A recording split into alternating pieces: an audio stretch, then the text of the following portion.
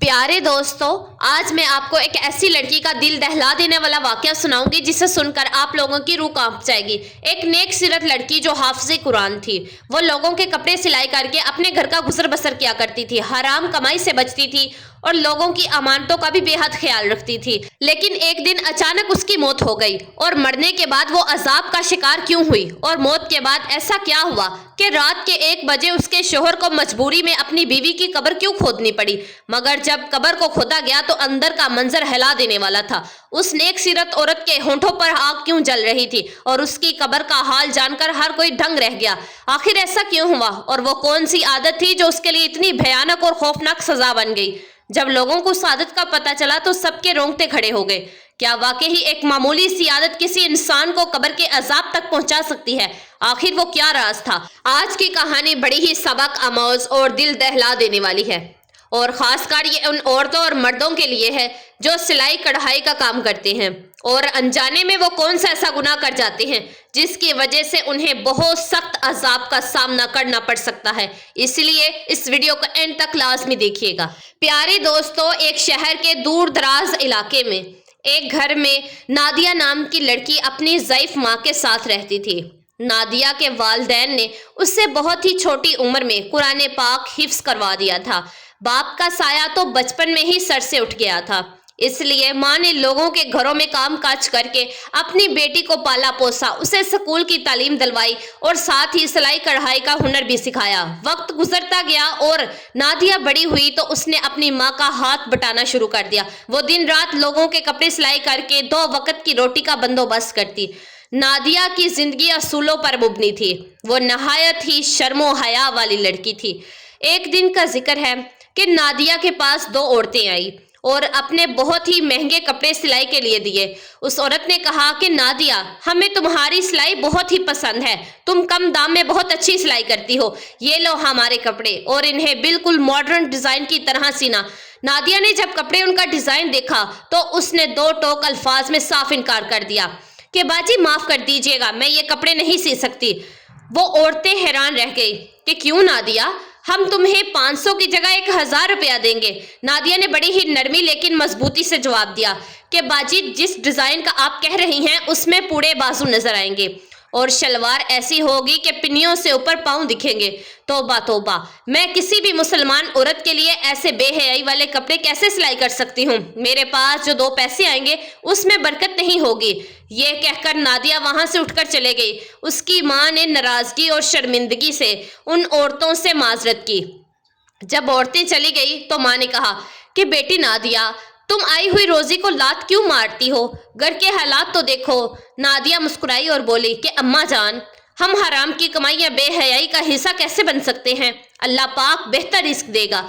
और वाकई ही अल्लाह पाक ने उसकी इस नेकी को पसंद फरमाया। कुछ ही अरसे बाद नादिया की माँ ने एक बहुत ही नेक, ईमानदार और शरीफ लड़के शहबाज से उसकी शादी तय कर दी। शहबाज गरीब ज़रूर था मगर नादिया की बहुत इज्जत करता था। नादिया की माँ का दुनिया में और कोई सहारा नहीं था, इसलिए शादी की शर्त ये थी कि शहबाज उनके घर ही रहेगा। शहबाज खुशी खुशी मान गया। शादी के बाद जिंदगी का पहिया चलना शुरू हुआ, लेकिन गुर्बत ने उनका पीछा नहीं छोड़ा। शहबाज मेहनत मजदूरी करता, लेकिन गुजर बसर फिर भी बहुत मुश्किल था। ऐसे में नादिया ने दोबारा अपनी सिलाई मशीन पर बैठने का फैसला किया। वक्त यूं ही गुजरता गया और नादिया उम्मीद से हो गई। एक तरफ आंगन में बच्चे की कलकारी गूंजने की खुशी थी और दूसरी तरफ आजमाइश। जिस दिन नादिया को यह खुशखबरी मिली उसी दिन शहबाज को उसकी नौकरी से भी निकाल दिया गया। नादिया बहुत परेशान हुई और रोने लगी। इस हाल में मैं सलाही कैसे करूंगी? क्या हमारी किस्मत में कभी सुकून नहीं लिखा? शहबाज ने उसे हौसला दिया। वो अपना गम बुलाकर नादिया का ख्याल रखता। जब नादिया सिलाई करने के लिए बैठती वो उससे चाय बना कर देता और कभी कभी खाना भी पका लेता। अल्लाह पाक के फजलो करम से उनके घर एक प्यारी सी बेटी पैदा हुई। बच्ची के आने से जैसे घर में रौनक आ गई।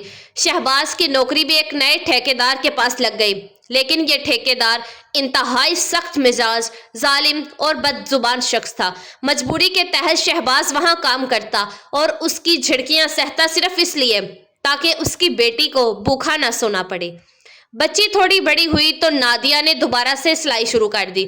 औरतों के कपड़ों से जो छोटे मोटे कपड़ों के टुकड़े बचते, नादिया अपनी बेटी के लिए उनके छोटे छोटे फ्रॉक बना लेती। जिंदगी अपनी रफ्तार से चल रही थी, लेकिन फिर एक दिन खुदा की करनी ऐसी हुई कि उनके गरीब खाने पर क़यामत टूट पड़ी। जुमे का मुबारक दिन था। शहबाज उस दिन छुट्टी के बावजूद भी काम पर गया हुआ था ताकि ओवर टाइम के पैसों से वो अपनी बेटी के लिए खिलौने और नए कपड़े ला सके। नादिया घर में सिलाई कढ़ाई कर रही थी। ज़ोहर की अजान का वक्त करीब था। वो वज़ू करने के लिए उठी, सीढ़ियों की तरफ कदम बढ़ाया, लेकिन अचानक से उसका पाँव फिसला। वो पहली सीढ़ी से जो गिरी तो सीधा आखिरी सीढ़ी पर आकर रुकी।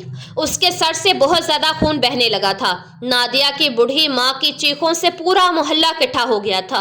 शहबाज को फौरन पैगाम भिजवाया गया। जब शहबाज को यह खबर मिली तो उसके चेहरे के रंग ही उड़ गए। उसने घबराहट में ठेकेदार की साइड पर अंधाधुंध ताले लगा दिए, चाबियां अपनी जेब में रखी और बेतहाशा घर की तरफ भागा। लेकिन अफसोस, मौत का वक्त मुकर्रर है।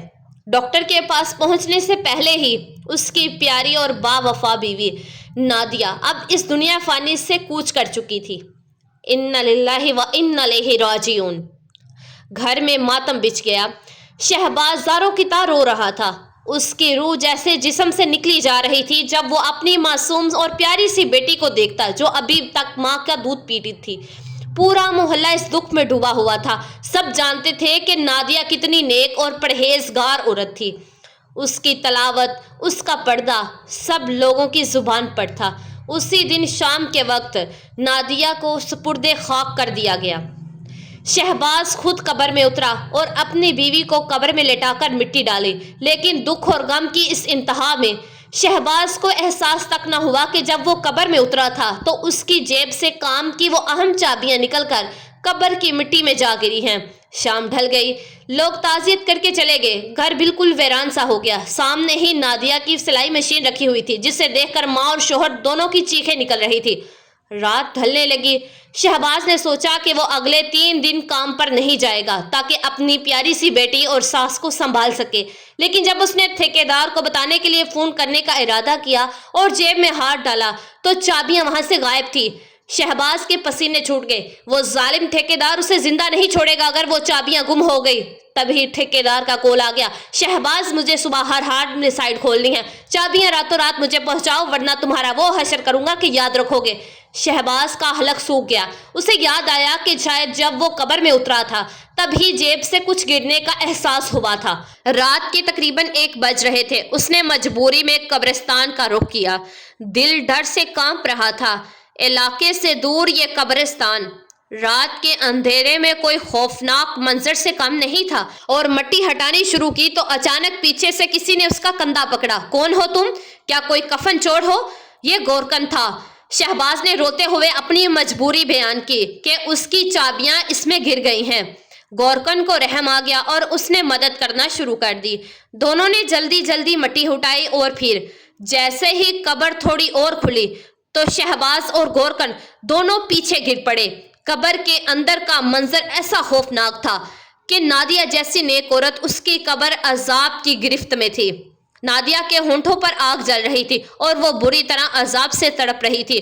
शहबाज ने पागलपन में उसको आग को बुझाने की कोशिश की। उसने देखा कि नादिया के होंठ स्याह होकर बुरी तरह से जल चुके थे, जबकि बाकी पूरा जिस्म बिल्कुल सलामत था। आग थोड़ी देर के लिए बुझती और फिर एकदम से भड़क उठती। गोरकन ने कांपते हुए शहबाज से कहा कि यह कोई आम आग नहीं है, यह अल्लाह पाक का अजाब है। तुम इस मिट्टी को फौरन बंद कर दो। यहाँ चाबी मिलना नामुमकिन है। पता करो कि इस औरत ने अपनी जिंदगी में ऐसा क्या गुनाह किया था जिसकी सजा इसे कब्र में इस तरह से मिल रही है। शहबाज रोते हुए वापस घर पहुंचा। सारी रात वो और नादिया की माँ ज़ारों की तार रोते रहे और अल्लाह पाक से उसकी मगफिरत की दुआएं मांगते रहे।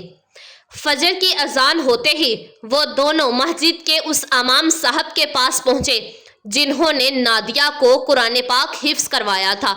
इमाम साहब ने खौफनाक वाकया जब सुना तो वो भी हैरान रह गए।